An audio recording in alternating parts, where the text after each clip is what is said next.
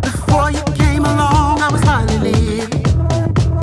I was stuck in one place while the world was moving.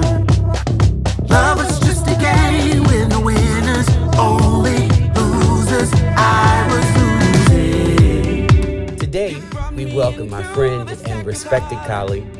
He is not just an MC. He is not just an actor, a painter, fashion designer, et al. A whole bunch of things wrapped into a 360-degree artist, which is one of the main reasons why I wanted to present these lovely artists. He's part of this crew of us that create nonstop, even in times of trouble. That's when we activate. So today, we welcome my brother, WES. FELTON. Welcome to the show, Soulversations, brother. Thank you, man. It's funny. I never, in the midst of all of those wonderful things you said, as a interdisciplinary artist. Oh, I like that. I've never get comfortable with being introduced because it's just always weird to hear that, because I know it's almost triggering for me, because people, believe it or not, when you are a person who chooses to kind of be, a mixed media kind of guy, people just, oh my God, in your life, they hate it. When, they equate it to being undisciplined or unfocused. And so when I hear it out loud, I'm always like, oh God, it's stressful, but. That's a real thing. Thank you for having me, man. I'm glad I'm here. My absolute pleasure. There's no way that this could happen without having somebody like you here, brother. Thank you. But I do, real quick, I want to unpack that trigger thing. Mm-hmm. We got to deprogram ourselves from that, right. Because I know folks will snap off and say, oh, Wes is a painter. Oh, he painting now. Right. And then, you wearing something that you designed. Yeah, absolutely. You know what I'm saying? Yeah. So, let's kill that trigger. I'm with you. I know. But, it's just, unfortunately, in this industry, they often limit black men to either being the predator or the prey. Hey. And so when you start throwing in concepts that, black men are very diverse in their thought or styles or stuff, it often brings out the scum, right, versus the the flowers, and right. And so that's why so you're right. It's not a trigger where I'm going to flip the tables or anything. Right. No, I feel you. So, brother. Yes. Where are you from? I'm actually from Washington, D.C. Good part. Northeast. I grew up in an area that they call Deanwood now. Okay. At that time, it was called 58th, which is basically, the street where you from. A guy named Marvin Gaye also spent some time on that street as well. So I'm proud to kind of be from that neighborhood, and that neighborhood's a neighborhood about survival. Mm-hmm. I grew up in an interesting location because it's literally like you go a couple blocks up this way, it's southeast. You go a couple blocks over here, it's northeast.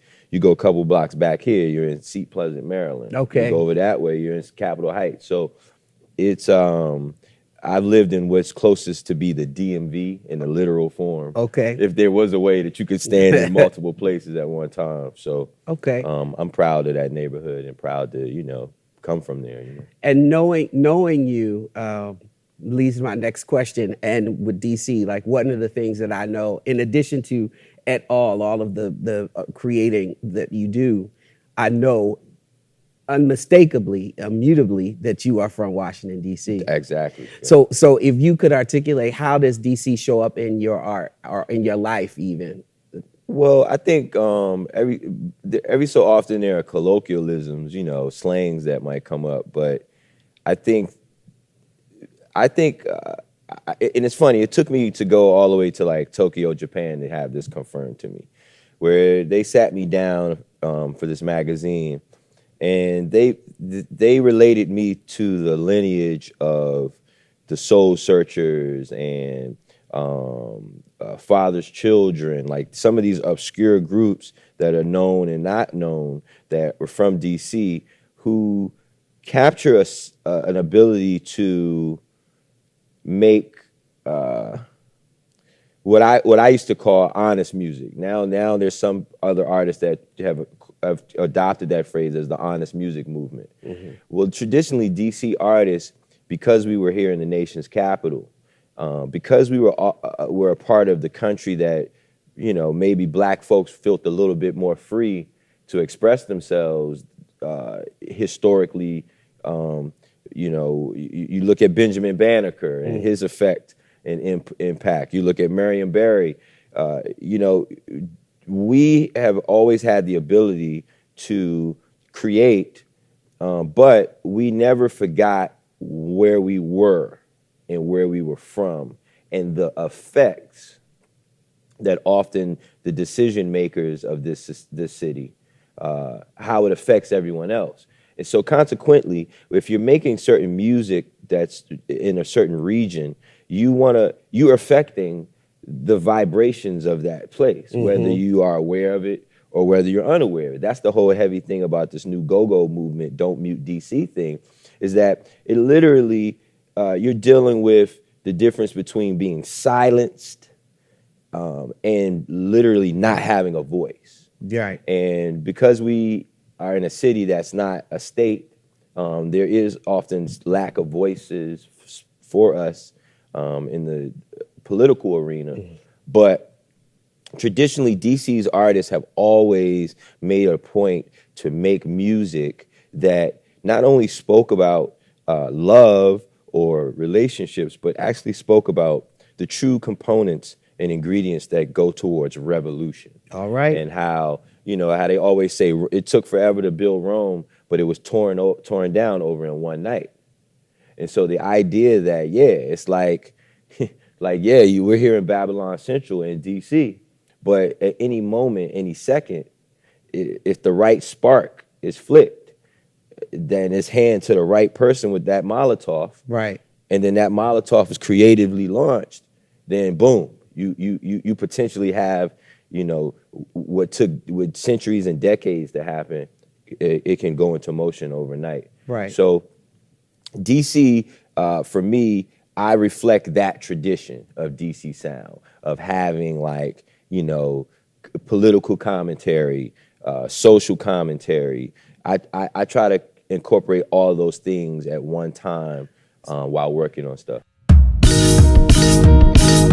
Hey yo, everybody likes the circus, whether there's a hell below, word to Curtis, Mayfield, the playfield surface is so pointless, it's so damn worthless. Dope boys still run the city circuit, young boys desire the perception of purpose, imitators imitating imitators, the preacher still claiming how he gon' save us, the president making it evident, he gives a damn, white boys think he heaven sent, cloudy days are way more prevalent, bullshit artists are way more relevant, beware of the con artists, they have no vocab and no logic. Look out for the flying objects, niggas fall off like dying objects. It's nonsense to be quite honest. Shiny and tarnished, grimy and polished, tiny and garnished, grimy and polished. See, I see sons taken away too soon. Wow, this country's still looking for new moons. Young girls Snapchatting they poom pooms. Why? Mama on Tinder looking for new spoons. It could be gold, silver, or plastic. Not here for the hookup dramatics. It's something about that vinyl static, remind you of why you a hip-hop fanatic.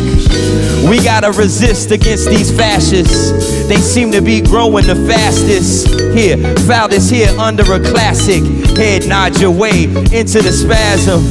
Biscuit on the track if you wanna tag them. This is just a drop of the heat, now I'm bragging. Wash it in caps, no bandwagon. Niggas yelling we got the cup with pants sagging. Gentrifying while mothers crying. Chocolates, mini belting sad, I'm not lying. Buy up your block while they dying. Grow up your trees while niggas buy them. I got a feeling this summer is crying. I got a feeling this winter mamas are crying. Yeah, scratching and surviving, a dream deferred or perfect timing. We need more doctors and less rhyming, less consumption and more designing. It's like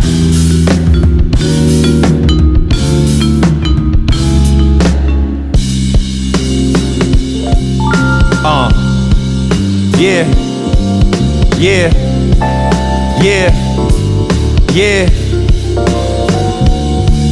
See, We so hard on each other and call it honesty. I just want my rights that would promise me the world is changed forever as we know it. Got our mask on and the future ain't noticed.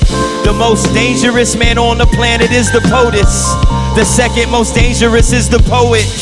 If you would just wake up and take notice, it ain't about being the wokest or the dopest. Systematic racism still operates with COVID. Or it's just Darwin's ghost hunting the hopeless. Black folk got hella work, barely few can tell her work. Bus drivers and store clerks, I protect my soul from the swords that they swing. I still can't believe they killed Dr. King. A shift of identity is worth giving a try. Can't happen overnight, but in a blink of an eye. So would you say that you are, the relationship to art and activism is very strong? Absolutely. I believe that is a requirement of being a DC artist. And that's why I said, like, I really didn't discover it and embrace it until I was in Japan and I saw how other parts of the world, what they factor in to chronicleize, like, who they consider part of the DC lineage and history of music. And those are factors that they factor in. They factor in the fact that we have that political component.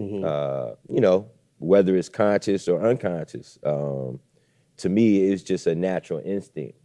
You know, it's like, and if you really go back and you research and look at the history of artists from this area, that was what they did. Right. You know, from punk rock to go-go to eventually the embracement of hip hop and things like that. Now, okay, so we got to get back to this on another talk show. But this, I didn't know that punk rock had a history in DC. Oh well, you know, punk for the longest time, when go-go bands began to evolve and generations began to evolve. If you remember, go-go used to be right, right, and then eventually a generation came around and they slowed it down a little bit to right. Now, like most generations, they never really want to embrace new. So the only communities that were embracing this new style of go-go was the punk rock community. So you look at places like Fort Reno out there up at Wilson High School. Okay. There's a place called Madams, Oregon. Man. But it used to be in this little tiny place down the hill from where we know Madams, Oregon. Okay. And punk rock bands and go-go bands would pile up in there, and they would all play gigs together. So to make it full circle, that's why now the younger generation, they now have an evolution of go-go, which is called like Beat Your Feet. That, right? So now for my generation and some people, it's like, oh, what is that? Like, right? Story Same of music, thing, right? But if you really pay attention, it's them now coming full circle to the punk rock movement. With the four on the floor. Got you. Yeah, I'm gonna have to check that out. We're gonna have to check that out. So then you had a black band called Brad Brains who evolved, who was from DC. They even got banned from DC because they caused that.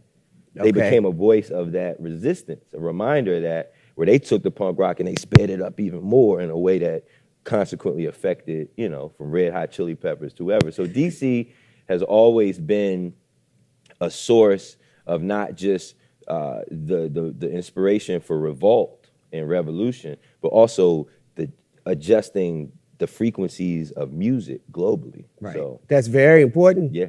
But that speaks to the next question I got for you. What is Wes Felton's musical DNA?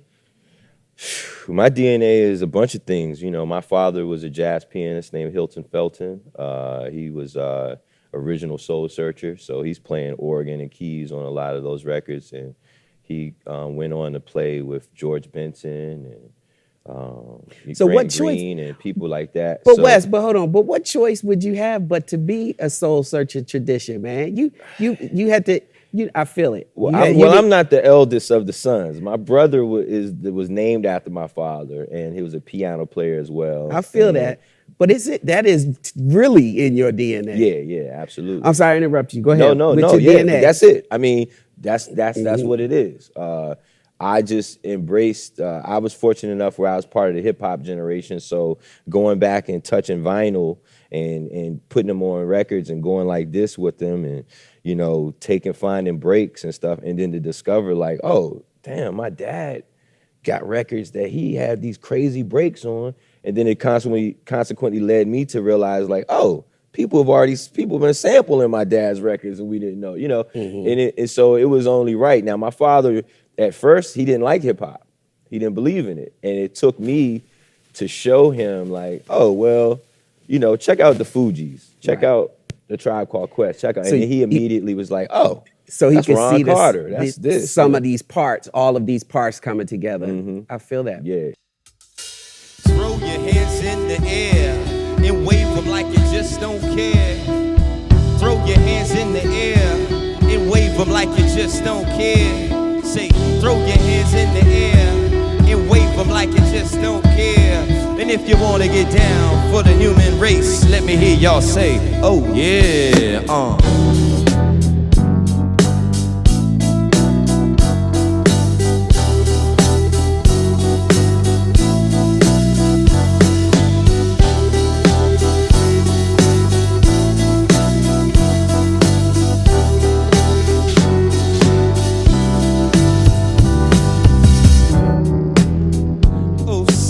lovers of the world,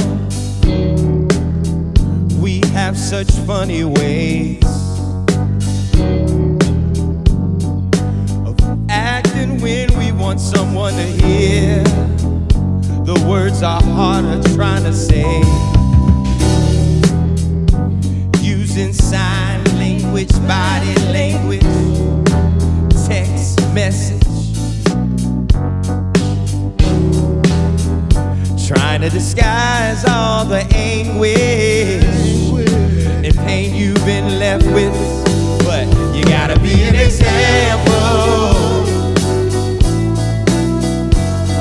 for the one you love. Keep a tight grasping handle on the emotional stuff, 'cause you're worth more than enough. I've had in habits of being dramatic, just damage that even balance of what should be a companionship. Reconciliation, we have no affiliation. We just get angry, lose language, make foolish statements. You're who I choose to blame it on. I'm ashamed it's wrong. I'd rather call you out your name till the pain is gone. So basically I'm left with me, but luckily I know who I'm supposed to be, 'cause I gotta be an example for the one I love. Keep a tight grasping handle on the emotional stuff. Yeah, 'cause you're worth more than enough.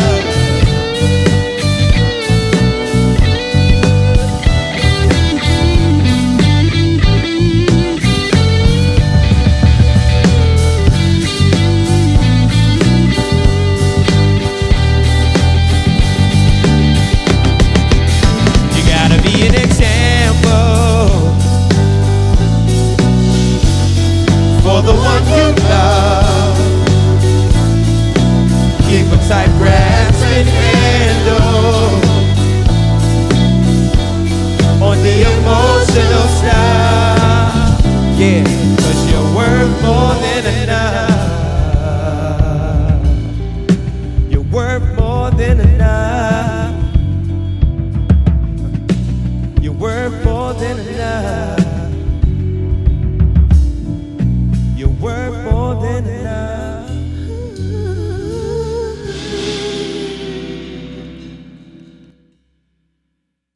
So Wes, in this musical journey that we have all taken, there was a moment for all of us where we reached a crossroads. It was like, okay, like jumping double dutch. Are we in? Are we out? I can't do it. I can. What was the spark for you that made you decide, okay, I'm gonna take this plunge? Well, for me, it was a couple experience, but slightly similar.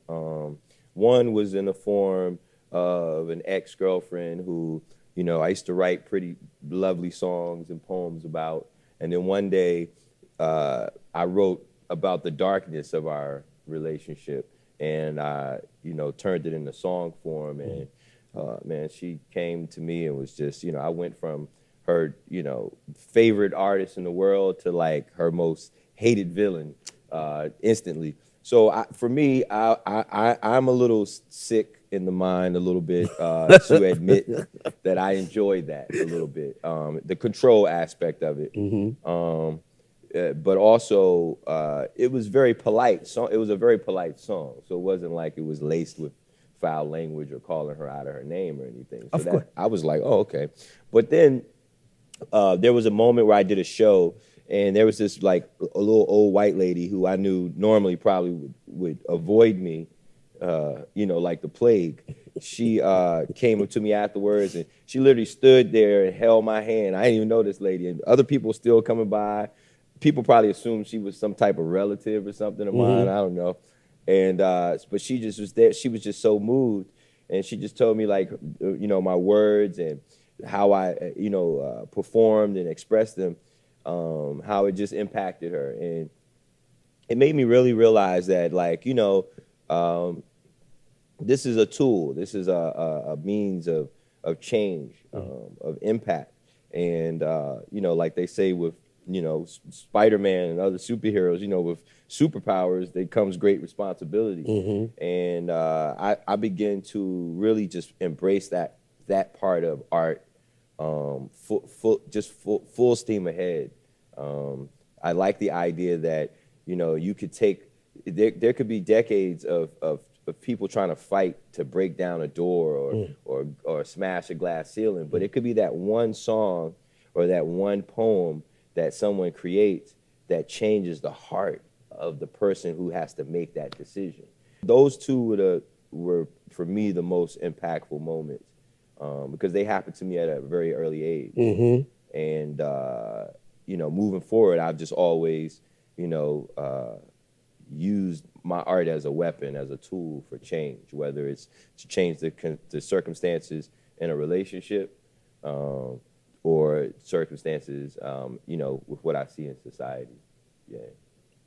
Service. Yeah. That's real, man. Year 2060. What is West? Don't worry about age and nothing like that. Right. It's like you are alive and thriving. 2060. What is Wes Felton's legacy?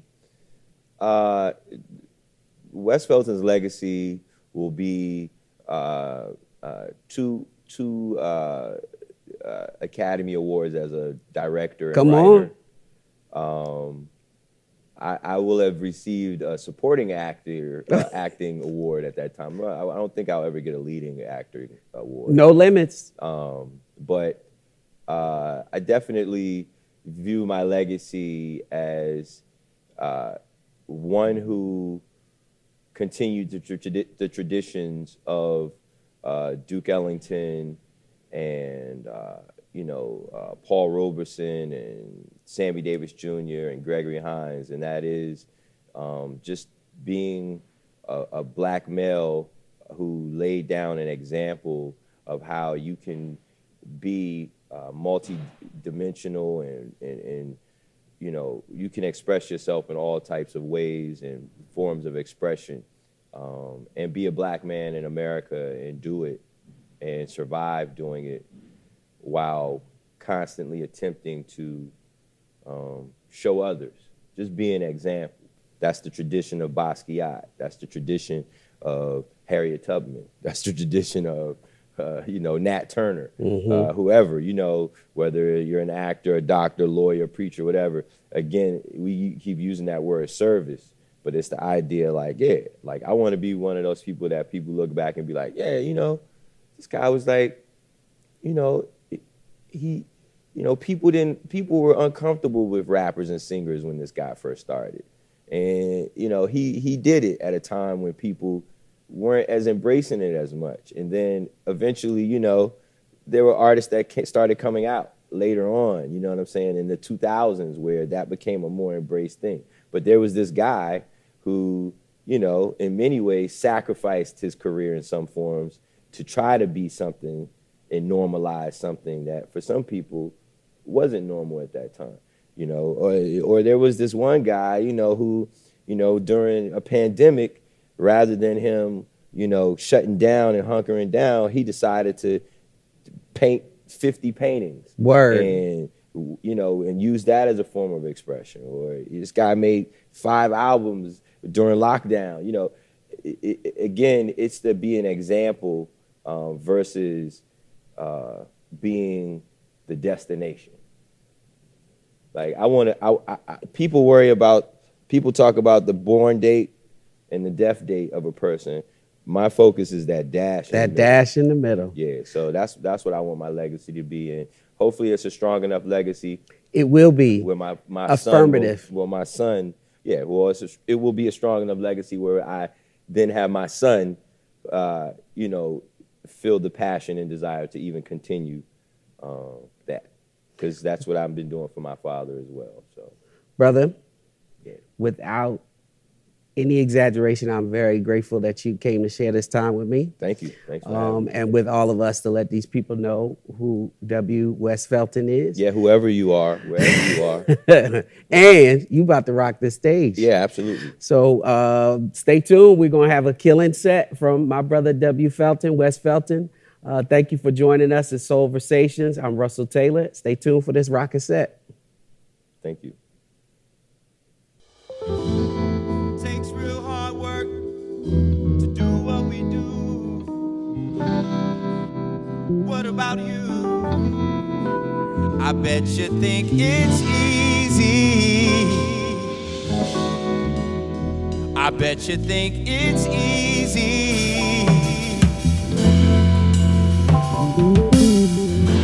It takes real hard work to do what we do.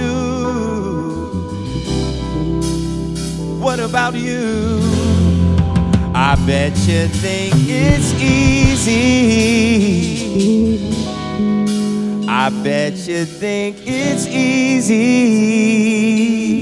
So, listen, I gotta go again, doing a show again. I just came back, but that's the ebb and flow of it. No show, no dough, I know you're feeling me. Cause if I leave that heart, yours is still with me. See, traveling distant places can be the hardest, especially when home is where your heart is. Being artist can be a challenge. I care less about my talents when my life ain't balanced. I be missing my son, wondering what he's done. Is he having fun? Man, I miss my mom. See trains, planes, automobiles, folks in the game who ought to be real. Sometimes a couch, sometimes a bed. Trains, planes, automobiles, come home soon, I promise I will. Not quite yet, instead, take this postcard from the edge.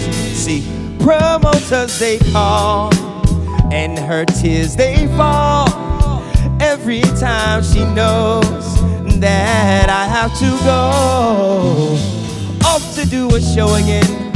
Baby, never knowing when I'll be back at last. Is this the last? How much time will pass?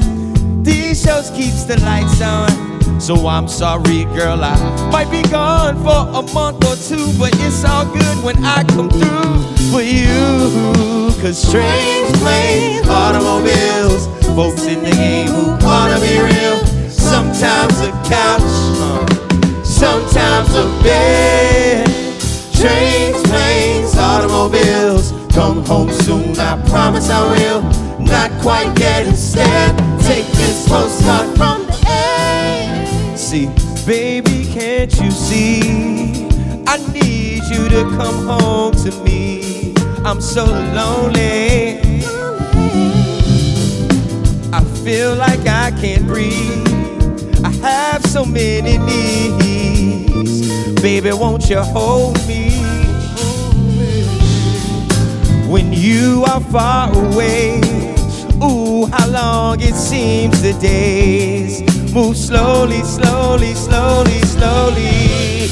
Takes real hard work to do what we do. What about you? I bet you think it's easy. I bet you think it's easy.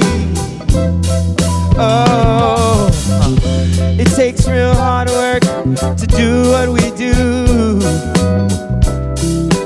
What about you? I bet you think it's easy. I bet you think it's easy. Yeah. Take this postcard from the edge. La la la la la.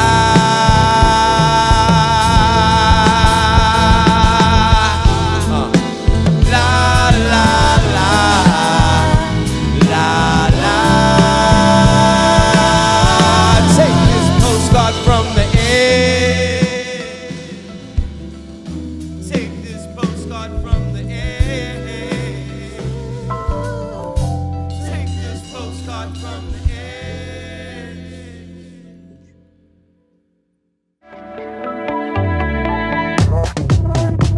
Before you came along, I was hardly living. I was stuck in one place while the world was moving. Love was just a game with no winners, only losers. I was losing. You brought me into this technicolor. You patched me up and fixed me like no other. All right, Wes, so we got a lightning round. Lee, you got to answer. I'm going to give you 5 questions. You answer them really fast. You cannot string it out. That's against the rules. Yeah. I'll give you one of those. Good. Okay, here we go. Lightning round. Dream collaboration, dead or alive? Mozart. All right. All right. You stunned me on that one. I was like, whoa. Okay. Next one. Favorite movie or play? Wedding Crashers. Book you cannot live without. I'm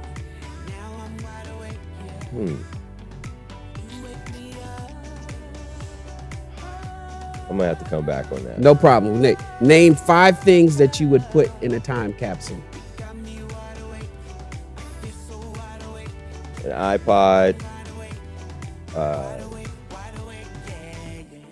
an IPA.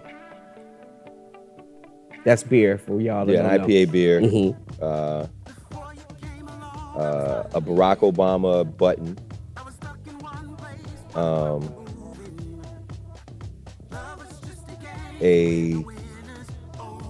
One of my CDs. All right. One. One more. And then a photo of a group photo that we took some years ago in front of the Lincoln Theater on U Street of like all the artists in Washington. Okay. Yeah. All right. We got one more. What have you been doing during COVID? Has it been a creative time or self-care? Oh, absolutely. Well, the last couple of years have been self-care for me because but COVID for me has definitely been a creative time. Okay.